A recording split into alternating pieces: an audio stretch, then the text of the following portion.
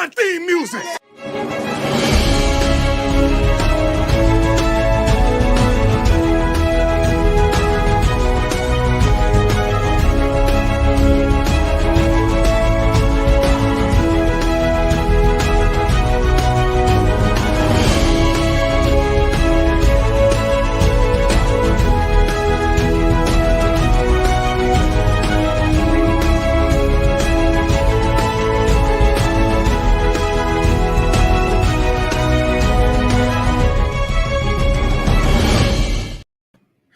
What's up, Buff Nation, and welcome into the weekly live show.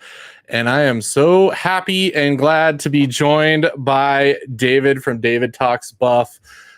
David, how's it going this week? And this has been one of the funnest weeks we've had in a little while, Russ, I would say. So, man, I'm loving all the news that we got. We got a lot of great topics to go over. And, of course, hey, we're still in a big-time recruiting battle with one of the top quarterbacks in the country. You got to love it. Yeah. Today has just been a wonderful day. It has just been a great day as a Buffs fan, sitting on Twitter, watching everybody melt down in the entire college football world. Like, I can't imagine what the day is going to be like when Julian Lewis flips to Colorado, because if this is just a sign to come that a video game set people off, I can't imagine what's going to happen across the country when the top quarterback flips to Colorado at some point here in the future. Yes. In typical fashion, the internet does not know how to handle really any sort of news. So I've loved seeing all the text messages that I've gotten today from other college football fan friends and all that, freaking out over all these video game ratings, surprised by the guys that we've been able to sign and come in here for visits. Man, I love it. There's a lot to enjoy. And, hey, shout out to EA Sports, man. I think they understand what good business is. And I think the teams that people want to play with, you got to have them good in the game. I don't understand why people don't understand the business in all of this, but you absolutely love it. We'll talk about that, of course, the college football 25 ratings that came out that absolutely blew up. But we have probably, and I'm going to say this, just thinking back, because I can't think of a weekend like this, but that was probably the biggest recruiting weekend in the history of Colorado and could completely shape the future of not only Colorado, but Coach Prime as a college coach. So, David, how are you feeling after that tremendous weekend of seeing Buffs Nation show out and the team roll the red carpet for some amazing players? Incredible. We're reaching new heights again. You've heard me talk all the time, Russ. We've talked about it, just how CU, we've continued to grow in terms of an institution supporting college football, supporting our athletics since Prime has gotten here.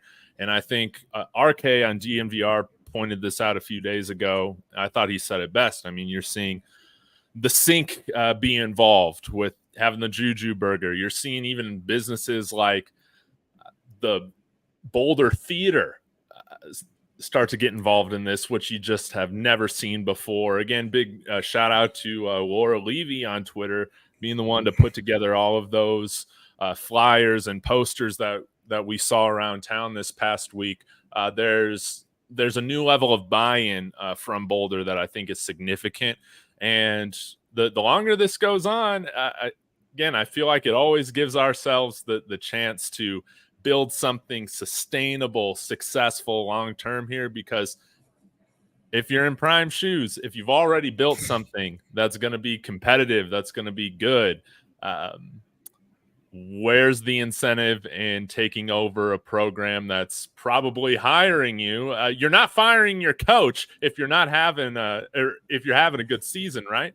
So you kind of got to think about possibly starting over. The Nick Saban rumors that I thought would be crazy are gone. And we know, can we just acknowledge now, Russ, that there is no chance ever that Coach Prime and the Texas A&M Aggie cult is ever going to be a thing. I'm sick of hearing about that. I can't believe anybody thought that was actually going to happen, because I think they think, oh, he's going to go for the money, but like Prime has already said, it's not about the money. If he were to leave Colorado, it would be to a program that made sense, and really the only programs that make sense to me are any of the Florida schools. Like that would be the only way, and even then, most of them already have legacies. Like Coach Prime, again, doesn't want to follow the coattails of anybody else. Like maybe a UCF, maybe a USF, schools that don't have a rich history, that could be it. But again, those schools are on the same level as Colorado. So why, even make the change? Why move across the country? But A&M, like, again, like you said, I mean, all we had to do was watch some of the clips. Like, I just don't think Prime and his culture would fit in at A&M and those boosters whatsoever. No, absolutely not. Again, I feel like this is a good fit here. And if you don't understand it by now, I don't think you ever will. So all that to say, we're reaching new heights every single recruiting cycle, every single portal cycle. And this was just another significant step in the direction. I don't think you see Chauncey Gooden commit. I don't think you see Juju Lewis take us as deep in this recruiting battle as he's allowed us to be in. If there's not some confidence and reassurances of what's going to be here for a while. Yeah, and Juju Lewis said it himself. If Coach Prime's not at Colorado, Colorado's not even, he doesn't even think about Colorado. That's fine. We get that. As CU fans, we're not going to sugarcoat it. We get that all these players would not be coming to our school, but that's the point. Like, I think there's a lot of schools out there that now have a history because their coaches created that culture, created that winning, and now people signify that program with winning through and through. Your Alabamas with Nick Saban, I know they go back way, way, way, way far, but there was a time when Alabama was not winning national championships all the time, back in the 90s. And Nick Saban brought them to who they are today, that even with Caleb DeBoer as the coach, they're still doing the same things. He's still recruiting his butt off. He's still building a winning tradition there. So, that's what our hope is with Coach Prime, is that he can build Colorado back up to prominence where people relate us, our colors, the gold and black, back to that winning culture that it was. Because honestly, in the 90s, that's what Colorado was. And then after Coach Mack left, we transitioned. We were fine for a while, and it just started going downhill more and more as time went on. So I think we can get back to that point again. So let's talk about those commits. You just mentioned them. We had, 5 people? Yeah, 5 people besides our already committed Alex Graham, Mantrez Walker, and who was the third one that visited Corbin this past Lejeune. week? Corbin Lejeune. Yes. So those 3 already committed, came, enjoyed their official visit, got to hang out with the potential new commits. But let's first talk about the 2 big boys that committed on the offensive line. Hashtag Operation Protect Juju already in full effect. David, what are your thoughts on those commits, and what are you thinking about how they're going to fit in going forward? It's thrilling. I don't think you're going to hear this narrative really any longer about how we can't run block or how we can't protect the quarterback, anything like that. I think that one thing that I've tried to point out is just the physical archetype of the guys that we have brought in this past recruiting class. That's maybe going to be a redshirt freshman this year, for instance. Like we got Zach Owens, Peyton Kirkland. Those guys are both like 350 plus pounds. Yo-Yo Ataya coming over here from the NFL Academy. He's like 340, 330 plus pounds, something like that. So I do love the fact that we're going after another big guy. We got Chauncey Gooden coming in, 330 pounds. We got Jay Gardenhire, another 350-pound guy. So I'd rather work with extremely large humans if they need to lose a little bit of weight in order to gain a little bit of that mobility or agility. I think that's a little bit easier than if you're bringing in an offensive lineman that is 50, 60 pounds smaller than they are. So the type of player that we're bringing in, I think, is fantastic. And again, I don't think a quarterback like Juju Lewis is looking at us if he's not kind of seeing the vision for what's coming together through Coach Oldholt and this offensive line. Yeah, absolutely. And I think, you talk about it every day, your love for Coach Loadholt. I think, Stevie Davis's comment here, yes, looks like Coach Phil has a prototype. Coach Phil is building the line to look like him. That was his style back in college. Like, the dude is massive. I saw him in person at the spring game. He towers over me, and I'm 6'4" and just looks completely like he can still play even now. So he's definitely has that player type. He knows what works and what is successful. He knows what he can work with, and he's going to make sure that those guys work at it. And the great news is, I think those guys he brought in, a lot of the guys we brought in are fine with sitting and waiting and developing under Coach Loadholt. And that is what we really need in this day and age. Like, they know they're not starting right away, but they have a path to start in a year or two. They're not going to be sitting there for 3 or 4 years waiting for that opportunity. So that goes to the two other players who I believe will be committing to Colorado as well. Two wide receivers to, again, help and expand the weapons for Julian Lewis. David, what excites you about, and honestly, I think this is such a cool name, Quinnell X Farrakhan Jr., the 4-star receiver from Texas? Yeah. Again, the type of wide receivers that we've been going after, these guys are dynamic when they have the ball in their hands. They play in multiple phases of the game at the high school level. So he fits the type of dominant playmaker that we're looking for. And of course, he's playing high-end football there at North Shore High School in Texas.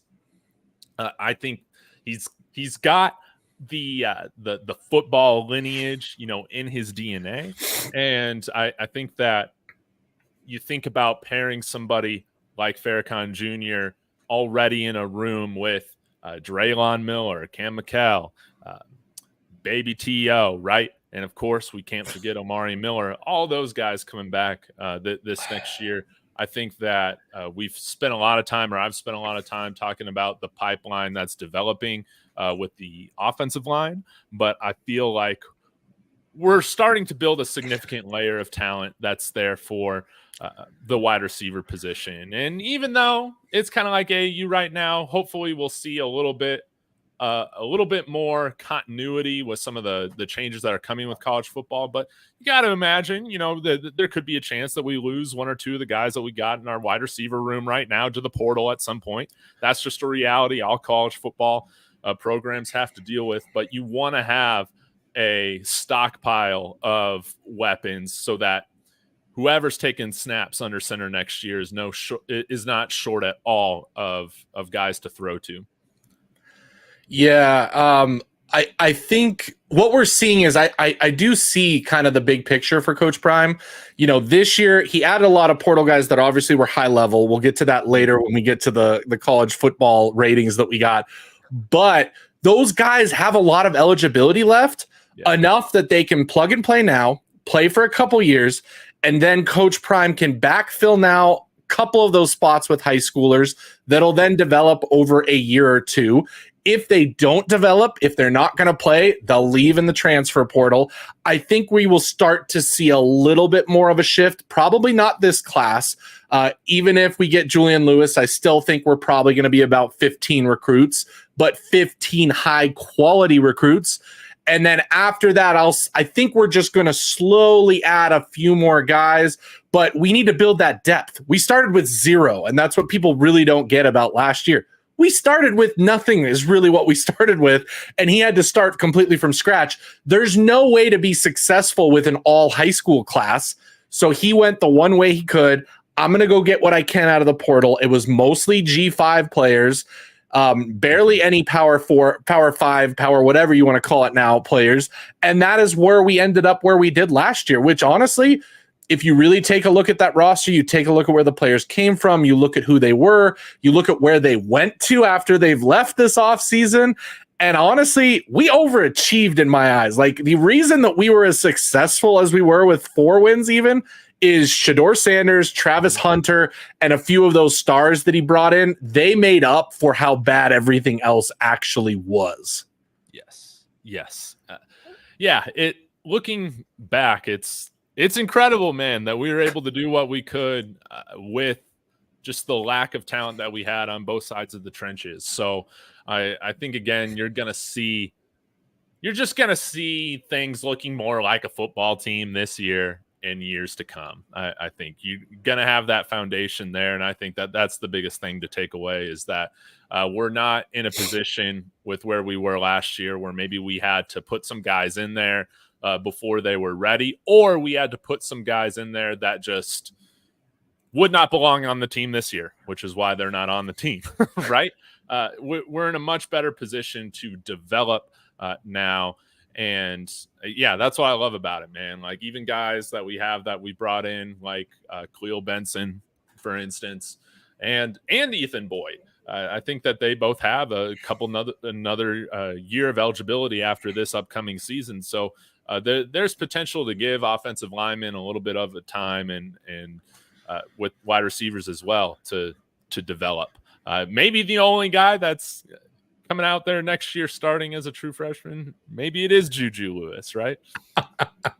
Yeah, I mean, I honestly see that. I don't think Mantrez Walker, I don't think he's ready just yet. He needs to grow into his body, mature a little bit more, but the guy has the speed, the knowledge, the understanding of the linebacker position. I don't know if everybody saw the DNVR podcast today. They had Scott Proctor on, and he brought up the point that a lot of the scouting departments have said that if Mantrez Walker was 2-3 inches taller, he'd be a 5-star linebacker. That says a lot, but it also says it's going to take a little bit of time to develop him, because he probably is not at the body and strength that he needs to be for D1 just yet.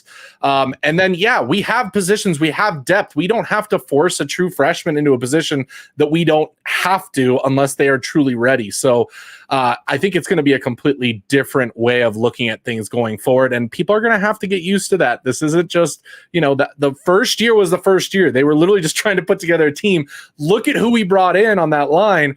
What, half of it Kent State, because they were all related to Sean Lewis? Like that. Why didn't people not notice that and say, like, we were excited because it was better than what we had, which is how bad it was. But those are G5 players that after they left Colorado, they went back to G5, and they're no longer in the Power 4. So, a lot of that is going to be a lot different, and people need to get used to that, which I think is why we saw the things we did with the video game ratings later on. But the big news, of course, the weekend that we want to talk about, that I'm sure everybody in this chat, almost 200 of you, all are here to discuss, because I invited a ton of USC fans in. I told USC fans, they've been come quiet. in. Where are they? Come in, be the haters. Like, tell us how much Juju is locked into USC and just, flirting and dating these other girls. Like, you guys are fine with that, I guess. They're just glazing over Bronny James going to the Lakers right now. Yeah, they're all enjoying that moment. Let's let them have it. But Julian Lewis, let's talk about the weekend, what happened, how it went down, what we think is going to happen, what we're hearing, because I do have a few sources out there. I can kind of mention things. I promised I wouldn't fully divulge stuff. But David, what are your thoughts on how the weekend went down, and how are you feeling about Juju Lewis overall?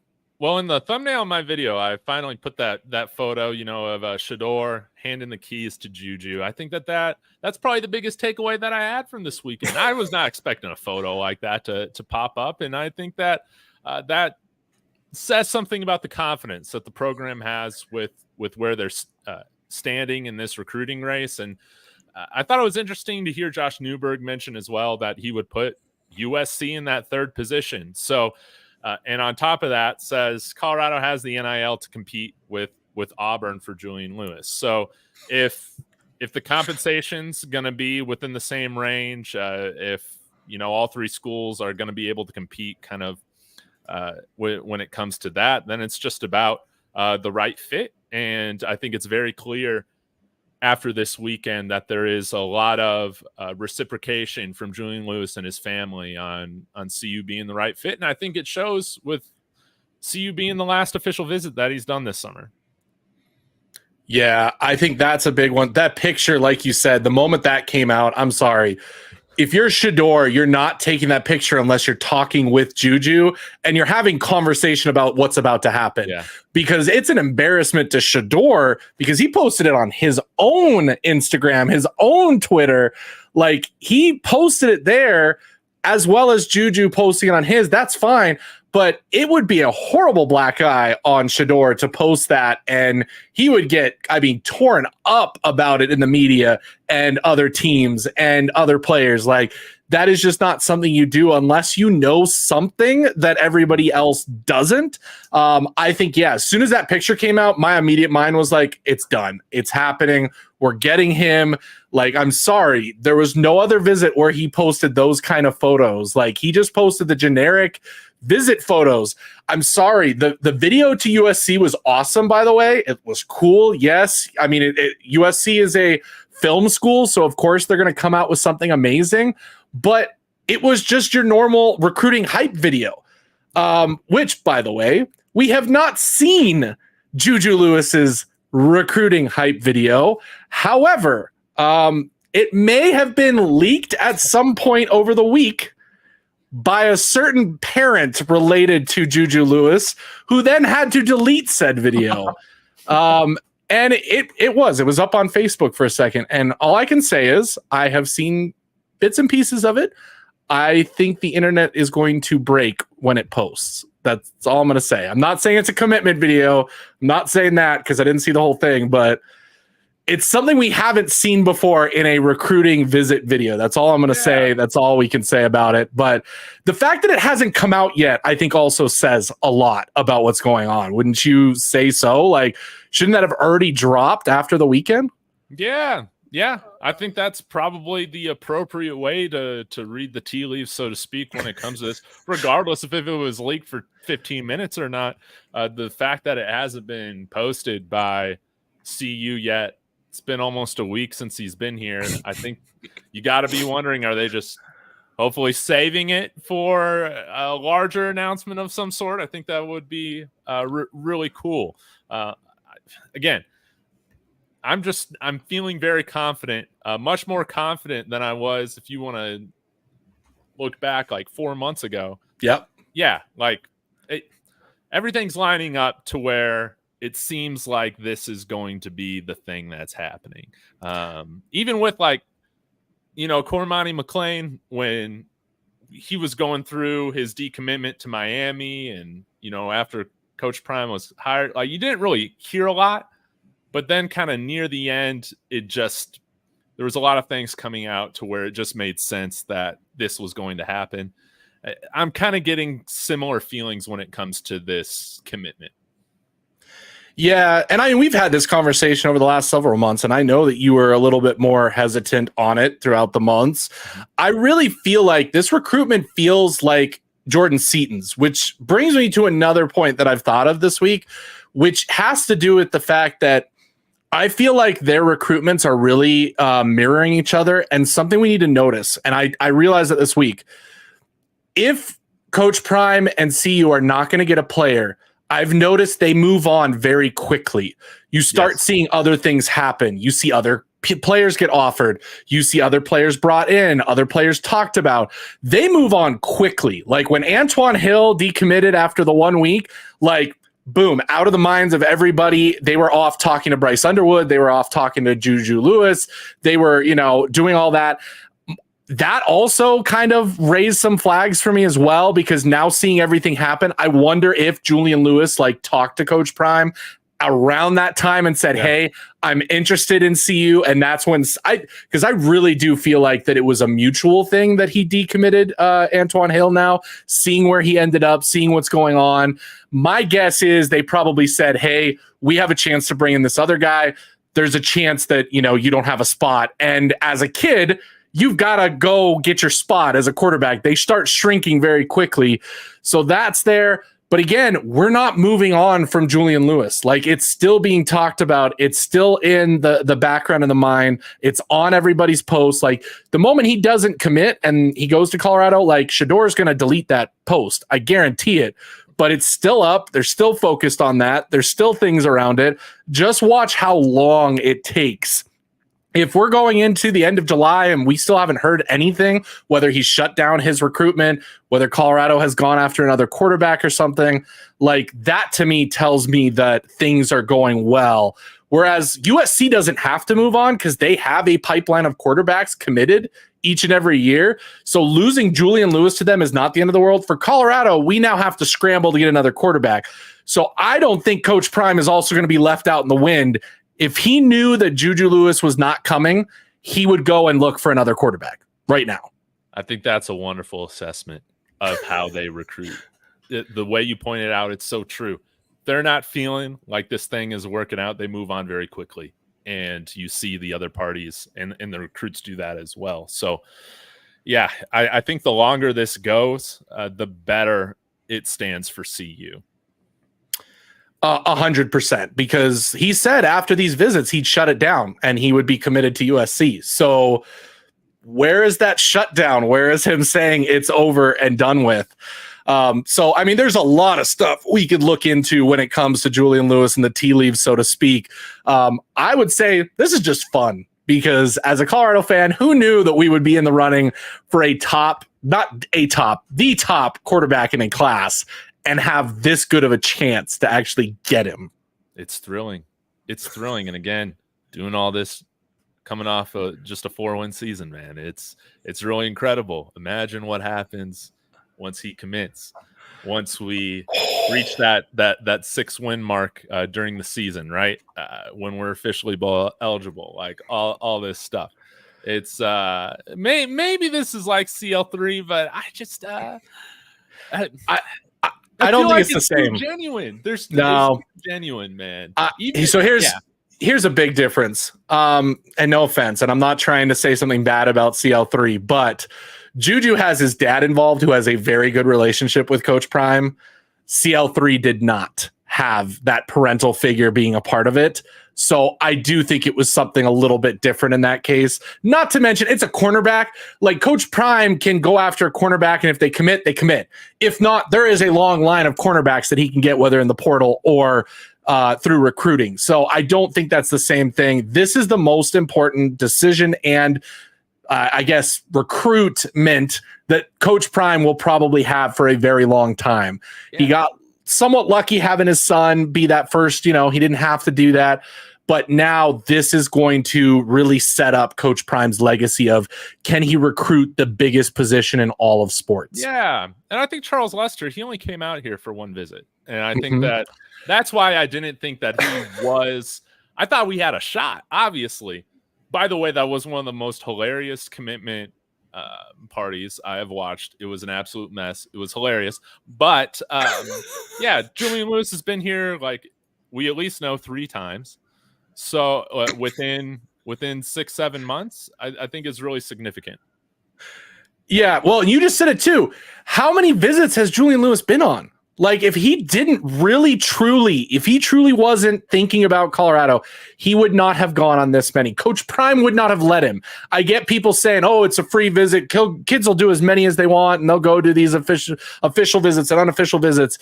I'm sorry, but Coach Prime doesn't do in-home visits because he doesn't want to waste his time. He's not going to waste his time bringing some kid in over and over again without the kid saying something that makes Coach Prime feel like this kid has a chance to be coming to my school and I have an actual chance for him. Otherwise, I'm moving on. Stop coming. We have other spaces we need to get to. And again, just looking at the players that he brought in this weekend and what's happened with them, I think he centered this weekend around guys that he truly thought and that were truly saying, hey, I really do want to come to Colorado. I want to take an official visit to lock it in and make sure it's 100%. But that is because you look at that last visit that we had, the official visit at the beginning of June, nobody committed from that visit. They all went elsewhere. They all committed elsewhere. I feel like that weekend was more of like the on the line, like players that weren't too sure. And so rather than have them poison Julian Lewis on that trip, let's just put him with all the people that are locked in and that are future buffs. And that's, that's where I think we're at. Shout out to Alex Graham for coming on the visit as well. Short notice. I think that was phenomenal to have basically all of our commits for 25 on that visit as well. I'm sure the energy was just phenomenal with the group of those 7 guys or so. But yeah, like I'm feeling great about this. I want to hit on this too. We've offered Julian Lewis is one of his offensive linemen recently. Center. Center. This is just the game that's played. Like, I'm sure Auburn has something in the works that we just don't know about as well with some of his other teammates if they're serious. So I think that I know this probably sounds a little crass, but Julian Lewis isn't going to any of these schools because his friends are going there. No, he's not picking any of these, including CU. He's picking the school there for whoever gives him the best chance to develop and whatever feels the best. And I would say right now that CU's in prime position to be the best fit for him, which we can get into here in a bit. Well, and the whole toss in the gloves thing, like you watch the video of him doing that. This is a guy who's a friend of the guy who's on screen. It's like you want to hide the gloves from the TV. You want to hide the hat from the TV. So I need somebody to throw me them when I'm ready to celebrate and be on TV and show all this. So what better than to have your one of your good friends from your team who's happens to be there, chuck them. Like none of that told me like, oh, that was him saying like, yeah, USC. Like it was just 2 friends being a part of an announcement. That was it. Like, I don't think like any of that. Gate. You can't look into it too much, or football gate. It's just, it is what it is, man. Julian's playing this game correctly. Like, he is not letting anybody know his hand, but guarantee you, I know who does know his hands, and that are the coaches. Watch what Lincoln Riley does. Watch what Coach Prime does. Watch what Hugh Freeze does in the next couple of weeks if we don't hear from Julian Lewis, because I guarantee you that those guys will move on and make decisions that will show you, hey, we're spending NIL over here. We're not bringing in this 5-star quarterback, or, we're turning our attention to another quarterback like Deuce Knight, or, other quarterbacks in the future years, or the kid from Hawaii that we went and visited. Like, I have a feeling that he's like our backup. He has no commitment yet. If this thing with Juju Lewis doesn't work out, I have a feeling they will pivot very quickly to trying to court that kid who is a project. I think we'll go transfer portal for next season. Okay. And then I think eventually, he'll be the heir apparent. He's not ready to start next year as a true freshman. So I think that's the backup plan if we don't get Julian Lewis. So watch if we pivot, everybody. It's all about the pivot. I love it. Okay, well, let's move on to, of course, the news, unless you have something else. I did just want to break down, because I've been saving one of my reasons. Okay, I want to hear this. At least in my video, I was like, this is why Julian Lewis doesn't need to waste his time with Auburn, with USC. Of course, a lot of people, I think Rosa Day had a comment in here, does CU have the funds to compete with USC, with Auburn? It sounds like they're right there toe-to-toe with Auburn. From my understanding with USC is that they kind of have a limit that they're willing to go to, because, again, they can get so many of these high-caliber quarterbacks rather easily that I don't think they're willing to kind of go past a certain threshold that they set for themselves as a program. But from what I understand as well, like, for instance, Caleb Williams, I think most of his compensation was just through NIL deals that he was able to facilitate from his own camp, which I think is pretty interesting. Again, something that CU has experience helping with as well, that could be a larger benefit to him. If the collective money is going to be around the same, again, this isn't something from anybody directly related to Julian Lewis's situation, but numbers that I've seen thrown out for other high-end, like blue chip quarterbacks coming into college is like that 70 or 750K to 1 million range, type of like that for a year. If that's going to be the case, probably similar to what guys like Jordan Seaton, other, maybe a little bit more because of the quarterback, but with what some of our guys have been rumored to be making here, what Cormani got, I think that we're totally within range to meet whatever financial compensation Auburn or USC is putting together. I would also say, a lot of people aren't talking about this with Auburn. Again, Julian Lewis could go there and they could just fire the whole staff the next year. That is a toxic program, not as toxic as Texas A&M, but they are still they're still a program that gets in their own way half the time. They fired a lot of good coaches. I don't like Hugh Freeze. Maybe Julian Lewis likes Hugh Freeze a little bit more than I do, but I just think that he's like your typical snake oil salesman, college football coach. I don't like him. And I know that this was a different coaching staff that was there at the time, but I think the culture there at Auburn, the dysfunctional culture, has a lot to do with them rarely meeting their fans' expectations. Call this revisionist history. I don't think it is. Last time Auburn had a 5-star quarterback coming in there, Bo Nix, they absolutely ruined him. Dan Lanning and the Oregon Ducks had to do magic. And you've seen what's been there from him once he was put in a stable position with competent coaching and good skill position players and a booster environment that doesn't meddle, that doesn't get in the way of things, that allows coaches to do what they're there to do, being the University of Oregon. You saw Bo Nix be a top 15 pick in the NFL draft this year. A lot of people will say, Bo Nix just sucked. That wasn't true. Auburn was the one that ruined Bo Nix, and Julian Lewis needs to keep that in mind if he's thinking about going there. 100%. And, talking about the dysfunction and what could happen, the other part we didn't talk about is USC's been underperforming with Lincoln Riley as the head coach. He may be a quarterback whisperer, but he has not been a successful coach when he has the expectations he does. Yeah. And if you saw what happened this week, USC fans, if you've been paying attention on your forums and boards, people are turning on Lincoln Riley this week as a panic move of losing Julian Lewis that, hey, we need to have a successful season. We need to be in the Big Ten championship conversation. We need to be in the playoff conversation this year. And I'm sorry, but the Big Ten is going to have a very good year this year. It is not going to be the same type of football that USC got away with in the Pac-12. You need a defense. You need a very good defense to really be able to play in the smash mouth football that is the Big Ten. And I don't know. Like, if they don't have a successful season, is Lincoln Riley on the hot seat? Does it even matter if Julian Lewis is committed? Because maybe, by the end of the season, they're having a different conversation there. I don't know. I think the biggest factor that hurts USC is just the fact that they got a guy that I think is going to be the starting quarterback there for the next 2 seasons, being Miller Moss. I don't see him having a season in which he's viewed as a top 15 draft pick this year. And so that's why I would imagine he comes back just like Quinn Ewers has done for his final year at Texas. I think that's the biggest factor going against USC, is just the fact that they have another starting quarterback. Juju's going to have to sit, most likely, unless they want to force Miller Moss out. But I thought Miller Moss had a pretty good showing there in that bowl game. And again, I think the ability to just play early here is something that's going in CU's favor.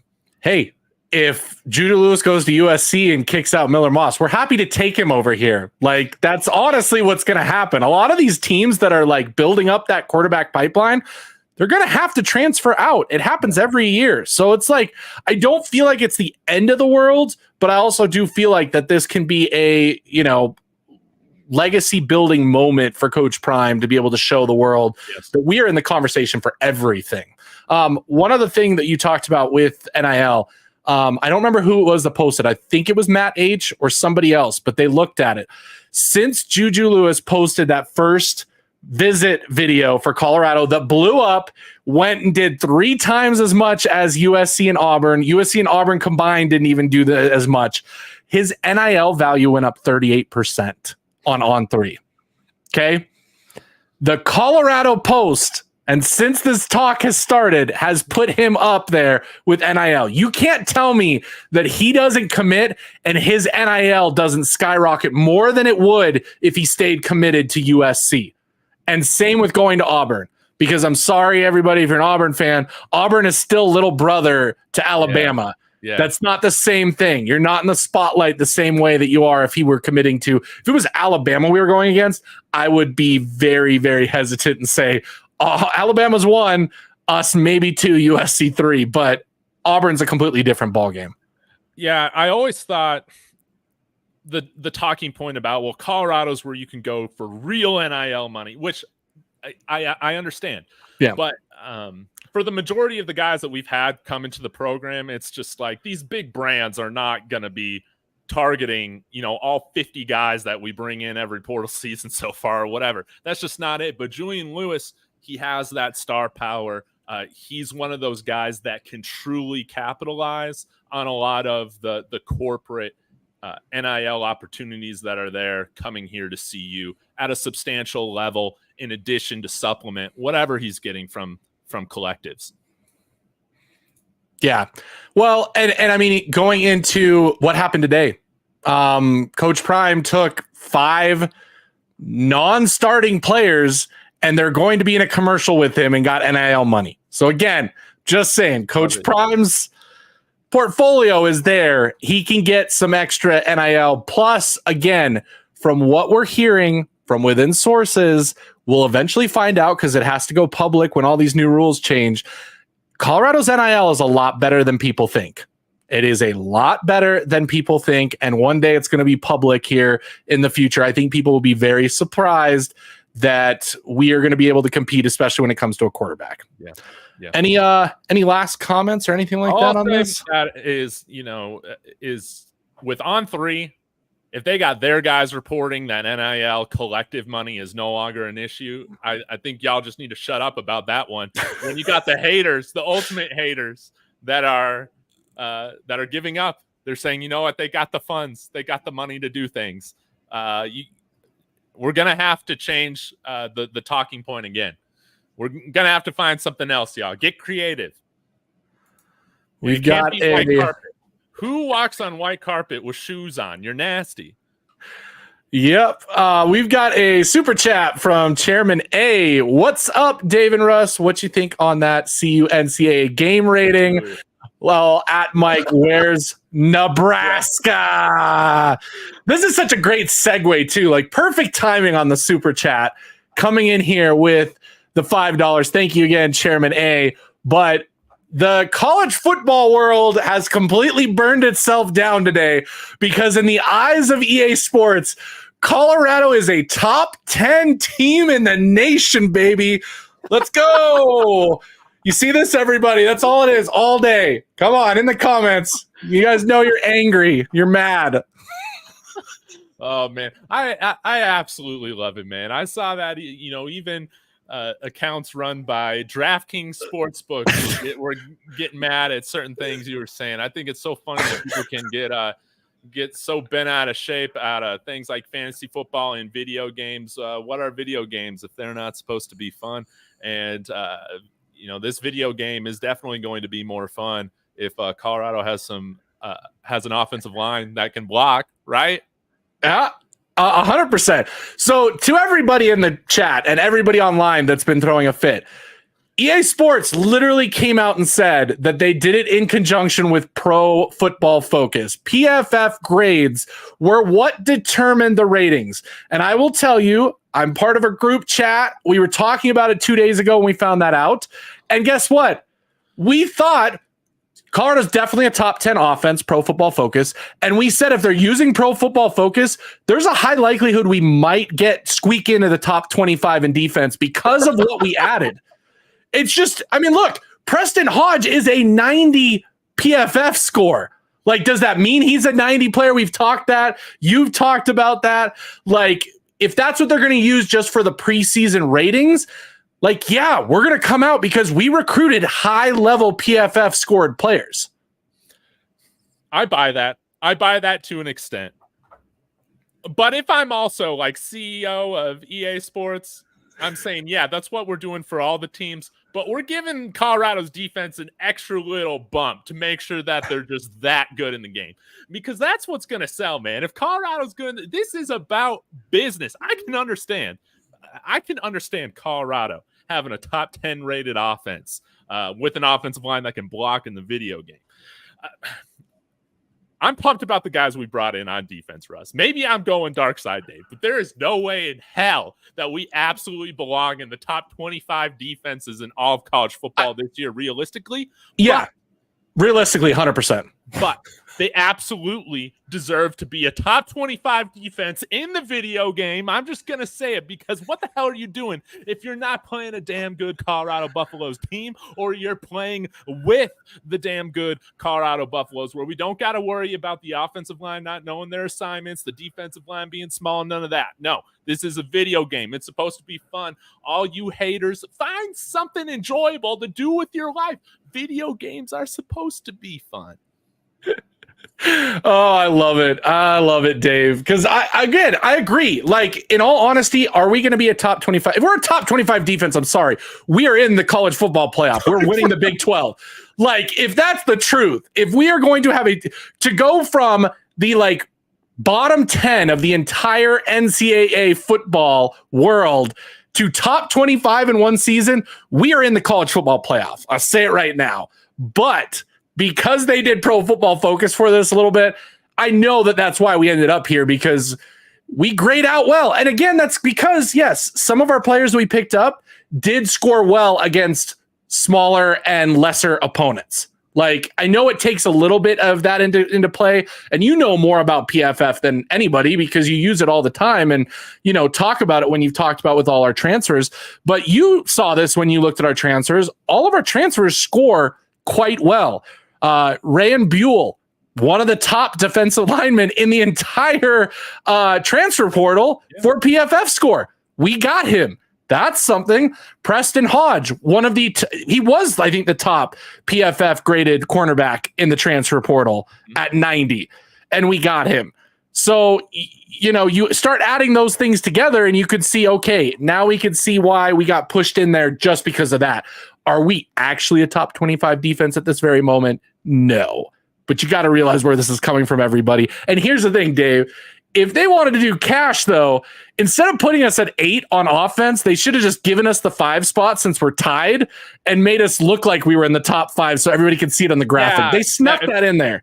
They got to learn how to engagement bait a little bit better. Like that's what they have to do. Of course, they're winning the week. I mean, everybody's losing their mind on the internet's talking about this, but I absolutely love it. And I think that while I do have, and what the main reason of why I don't feel like we truly have a top 25 defense, I don't think this is earth shattering, is I just don't think we have the depth that some of those other schools have that were right there realistically. But hey, when you got Travis Hunter there, you have some other highly rated players. It can Dayon Hayes coming in here, like you said, Ryan Buell. It can skew things a little bit to go in your favor. So and lastly, I'll say, I think that video games, you know, you don't have guys getting hurt nearly as much, any of that stuff. So Travis Hunter, hopefully he can be healthy on the video game for all season long for all you guys. And that's just how it should be. You should play with the guys that are healthy. It always pissed me off. Like when I used to play video games regularly, I would play like 2K growing up and stuff like that. When you'd update the rosters, it'd be like, no, Derrick Rose is out for the whole season. And you got to start with him on the injured list or whatever. It's like, man, come on, this is no fun. And then you got to go in and change it all. Man, forget that. Yeah, Colorado is right where they should be. People don't want to hear that, but they absolutely are one of the top. They should be one of the top teams to play with in this video game. 9-4's finest. I mean, he says what we all know. C is the only program where the haters stalk and obsess over everything we do. The haters make sure to watch every live stream. Hey, Dave and I love the haters because guess what? The haters bring engagement. Like if you guys look in my comments on videos, whenever somebody's just hating, you know what my favorite thing is to respond to them with? Thanks for watching. Thanks for the engagement. Like not only are you watching, you're commenting on my video, you're giving engagement. Like I appreciate every one of you in the chat. The definition of fandom, you know, a fanatic. They just got a strange energy about it. But yeah, man, I love anybody that wants to chime in. And Russ, I got to ask you, when are you starting the video game Day one. So I'm gonna probably do a launch stream that night, and I am getting the game early, so we're gonna be doing it that early day stream, which I think is Wednesday of that week. It's either Wednesday or Tuesday. So we're gonna be streaming it. I'm gonna be doing a Colorado Dynasty. That's gonna be the series in the live. I want people to comment in the chat and tell me what they want us to do. One thing that's gonna be a goal. Talk Travis Hunter into staying another year. Like, that is going to be a massive goal. That's a common thing you can do in the college football video games is you can, promise them different things and get them to stay. So we'll see. My guess is EA was smart enough to program in that Travis Hunter will not accept anything and will be going to the NFL no matter what. But maybe they didn't. Maybe we can get 2 years out of him, I'm very excited, though. Tomorrow, by the way, everybody, EA Sports will be releasing just the overall team ratings, and don't be surprised if Colorado is one of the top teams. If we have 2 top 25 parts of the team, somebody did the average. We would be the 8th best team in all of college football 25 with an 86.5 average rating. Thank you very much. So tomorrow's going to be another day of dealing with the people so angry in the comments. It is going to be hilarious. But yeah, as far as the game goes, I'm excited. I love the comments that were going up. It's hilarious. You guys can keep it coming. But that's where I'm at. I think we're going to be fine. I think here's my biggest problem of what happened today before we move into some questions and stuff like that, or kind of conclude that. The comments that I'm seeing from analysts are just showing how much they don't actually watch the sport.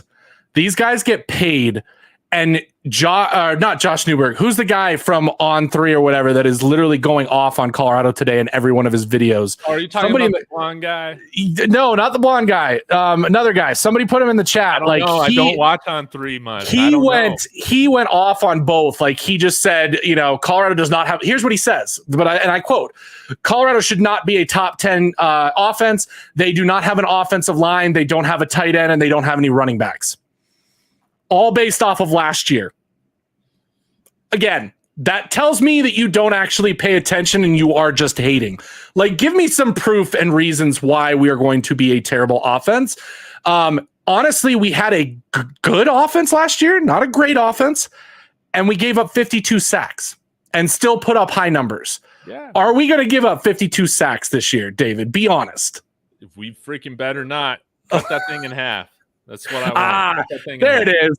It's Bud Elliott. Bud Elliott was the one who's absolutely hating on us today because of the video ratings. Like, and the comments he's making are just like absolutely hilarious. Not paying attention at all to what we've added in the trenches. Like, even if we improve just this much, I have a feeling we can be a top offense in college football. Defense, again, I will give him that one. Yeah. Like, I could see us having like a really good defense in the Big 12. Maybe not really good defense, but I could see us being in the upper half, like, no doubt.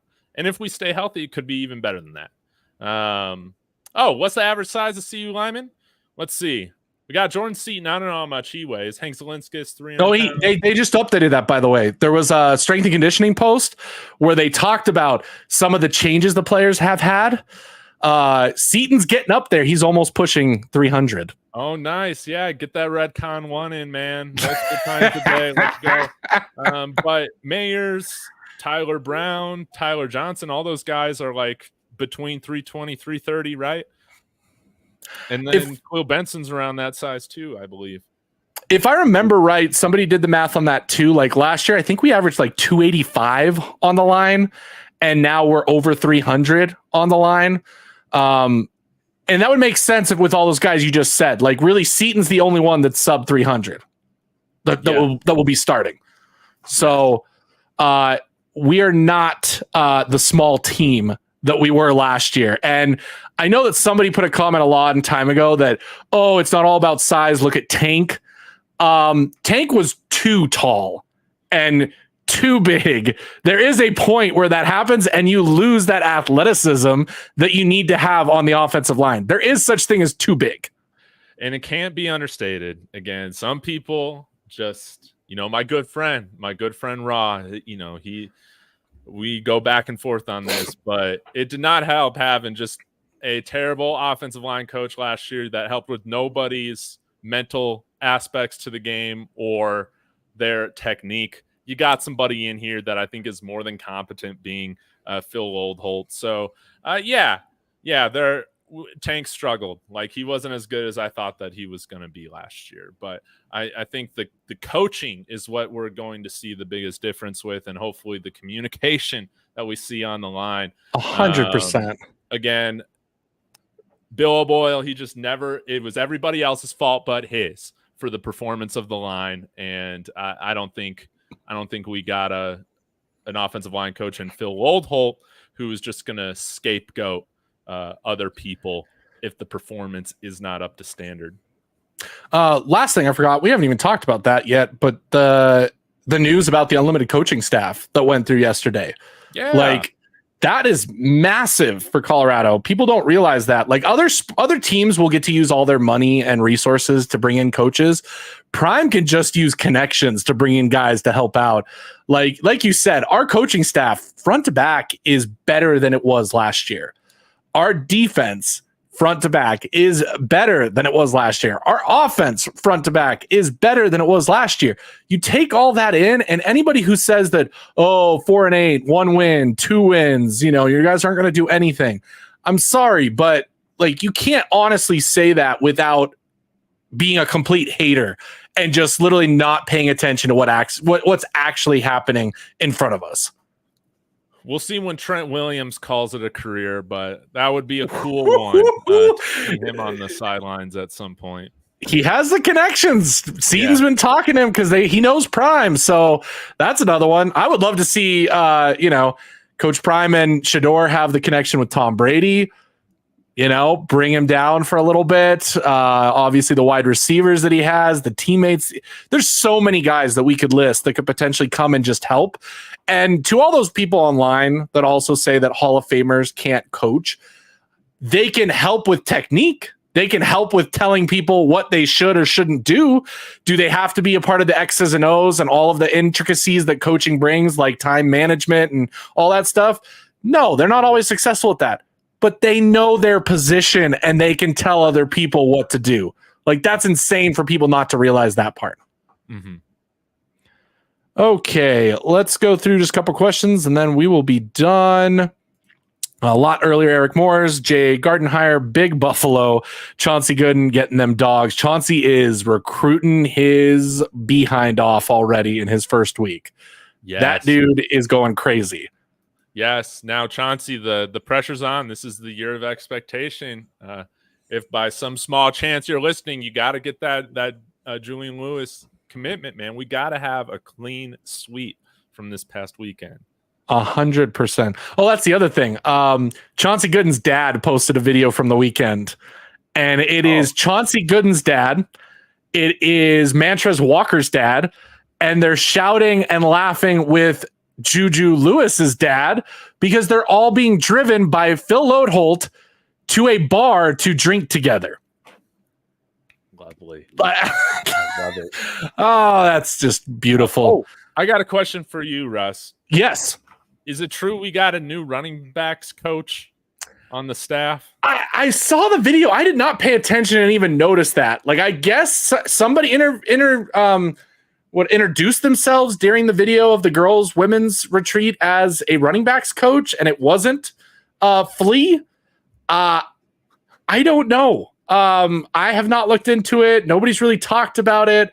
I know that was a comment here that I had starred from CU Buff's family. I'm gonna have to look into it more. Did you look at it at all? Not at all. So yeah, something's going on. But my guess, and I wonder if he just said that they were explaining the rules of football to the ladies at the ladies' clinic. I'm sure for him to say, like, I am a running backs analyst, recruiter, blah, blah, blah, would have been a lot harder than to just say I coach running backs, so who knows? But that's where I think it's at. Decepticon PFF stats dictated the rating, which shows CU picked up quality guys in the portal. We talked about that. The internet, I promise you, will break if Juju flips. It absolutely will. That was the Tank comment. There was one other one that I wanted to go really quickly. Oh, this one. Anthony Steele. If they overachieved, like I said earlier, why not attribute that success to coaching? I think it was a mix. In all honesty, we lost some games because of coaching. And Coach Prime even admits that now, the things that he learned over the years. I mean, would you not say so, Dave? I mean, would you say that we solely won those 4 games because of coaching? This is tough because there was like my prediction, but last year was graded on such a significant curve for like all sorts of reasons. But like, I think if we got more consistent coaching last year, we won more games. Like, I don't feel like we played up to our talent level last year. Like, I still think that we're a better team than a 4-8 team we were last year. Yeah, I just got confidence we've learned our lessons. I think we got the right coaches that have replaced the guys who have left. And again, I think that Coach Prime learned a lot of what it means to coach in some of these closer games at the highest level. From my understanding, during his time at Jackson State, he didn't have a ton of very close games to where he had a lot of experience making these really difficult decisions during crunch time like this. So I think that last year was so valuable for him in learning that. And I'm totally expecting better game management this year from him and the staff when it comes to those decisions. And I think the people he has around him now are also going to be really good at that. Pat Shurmur had that experience, and everyone can say, oh, Pat Shurmur was here last year. He was an analyst before he took over partially, and he was not allowed to coach on the field or to do that stuff. So game day stuff, he was not a part of until he split time. And if we all remember the couple of games that we really screwed the pooch with time management, those were pre-Pat Shurmur. Those were Sean Lewis. Those were Coach Prime. Even on defensive side, like, you know, our new coach has more NFL experience than our prior coach did, who's now at Auburn. Yeah, Rob Wilson, yeah. You know, so I think that overall we're going to see a lot better. I don't want to say it was all coaching. I don't want to say that. I think it was a mix of everything. Like, some games probably were. I think the TCU game probably was a mix of great coaching and great playing. Like, it was a perfectly executed game, start to finish, for the most part, and that's why we won. But then you look at other games, and I think it's quite the opposite. I think, too, like when George Hegeman joined the staff, he did an interview, and I think his presence on this staff is huge as well, because he kind of alluded, he's like, I was watching every single game, you know, last year, and there was just some things that it's like I knew I could help them do a better job on. I think that 100. Again, like, you got close friends of Coach Prime that are joining him now that know how to help correct some of these issues, and I think that Coach Prime will listen to them as well. I think, again, we can go back and talk about this all the time, but I just don't think, again, there was a huge issue, I think, with the fact that I think that Sean Lewis brought over Bill O'Boyle without him ever being interviewed by Coach Prime and some of the other guys seriously. And I think that you saw some of that division, show itself later on during the season, that you just wasn't the right chemistry. That's all I'm trying to say. I think we got the right mix this time. People, I think, always forget that when Coach Prime got hired, I know he got hired at the end of the season, but he didn't get to come to Colorado until January after the bowl game at Jackson State. He probably wasn't thinking about Colorado during that time. Yeah. We did everything late, hired coaches late, got players in the transfer portal late.